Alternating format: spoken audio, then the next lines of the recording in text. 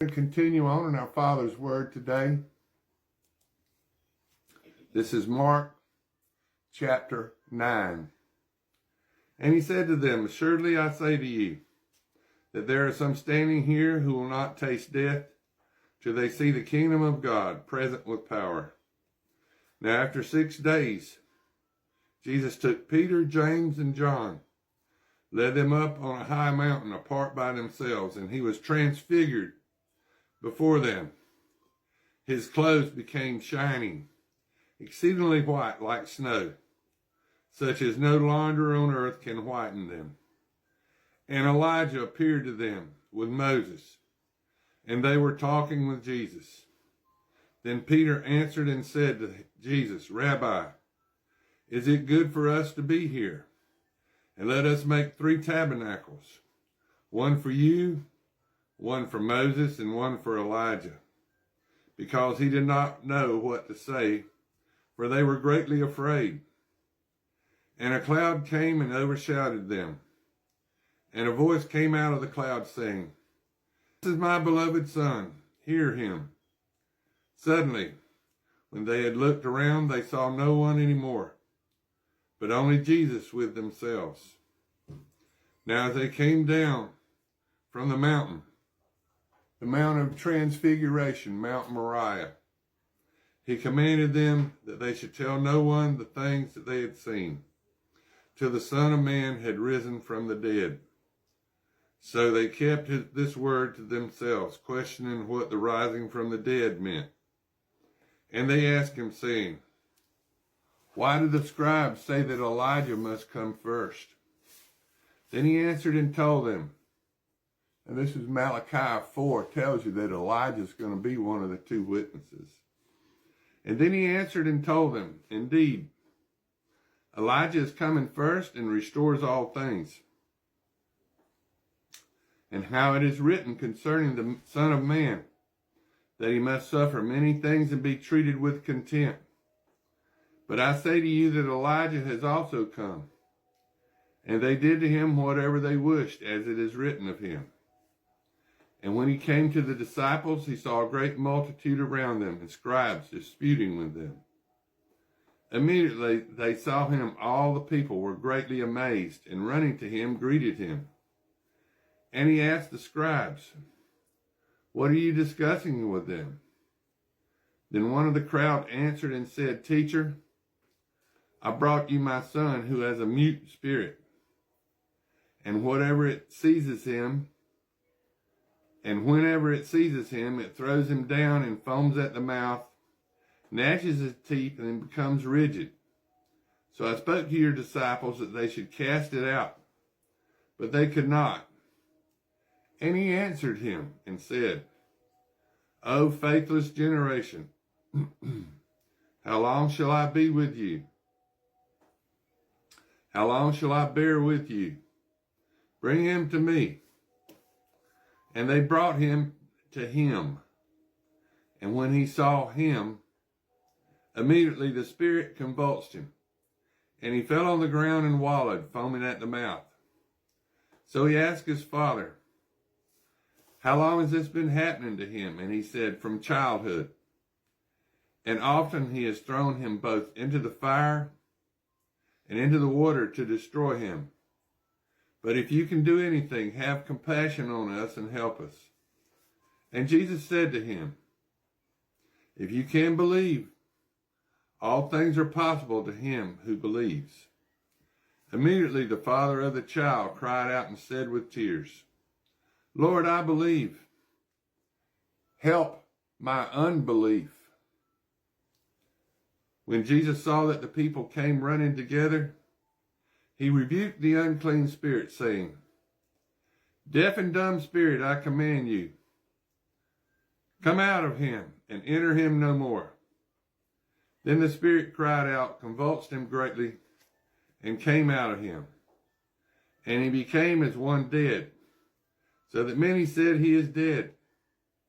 But Jesus took him by the hand and lifted him up, and he arose.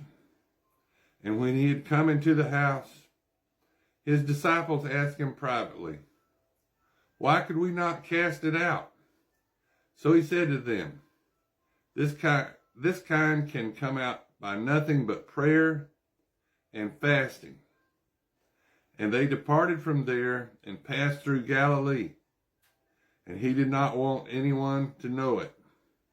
For he taught his disciples and said to them, the Son of Man is being betrayed into the hands of men, and they will kill him. And after he is killed, he will rise on the third day. But they did not understand this saying and were afraid to ask him. And then he came to Capernaum. And when he was in the house, he asked them, what was it that you disputed among yourselves on the road? But they kept silent, for the road they had disputed among themselves, who would be greatest. And he sat down and called the 12 and said to them, if anyone desires to be first, he shall be last of all, and the servant of all. And he took a little child and set him in the midst of them. And when he had taken his arms, he said to them, whoever receives one of these as little children, in my name receives me. And whoever receives me, receives not me, but him who sent me. Now John answered him, saying, Teacher, we saw someone who does not follow us casting out demons in your name, and we forbade him because he does not follow us. But Jesus said, do not forbid him, for no one who works a miracle in my name can soon afterward speak evil of me. For he who is not against us is on our side.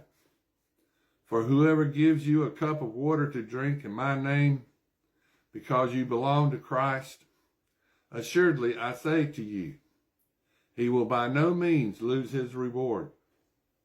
But whoever causes one of these little children, one who believes in me, to stumble, it would be better for him if a millstone were hung around his neck and he were thrown into the sea. If your hand causes you to sin, cut it off. It is better for you to enter into life maimed rather than having two hands,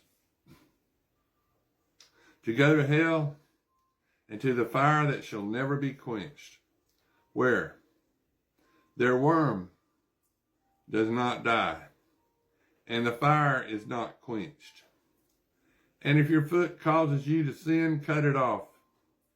It is better for you to enter life lame, rather than having 2 feet, to be cast into hell, into the fire that shall never be quenched, where their worm does not die, and the fire is not quenched.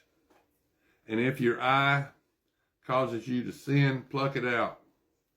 It is better for you to enter the kingdom of God with one eye, rather than having 2 eyes and be cast into hell fire, where their worm does not die, and the fire is not quenched.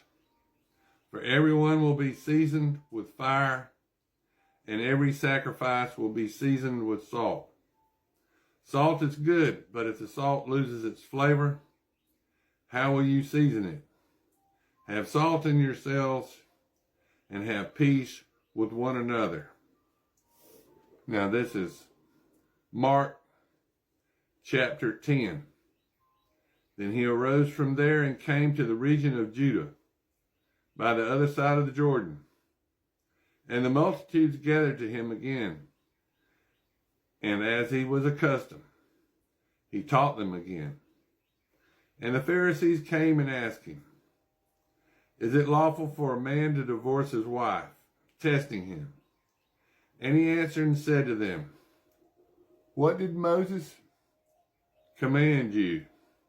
They said, Moses permitted a man to write a certificate of divorce and to dismiss her. And Jesus answered and said to them, because of the hardness of your heart, he wrote you this precept. But from the beginning of creation, God made male and female. For this reason, man shall leave his father and mother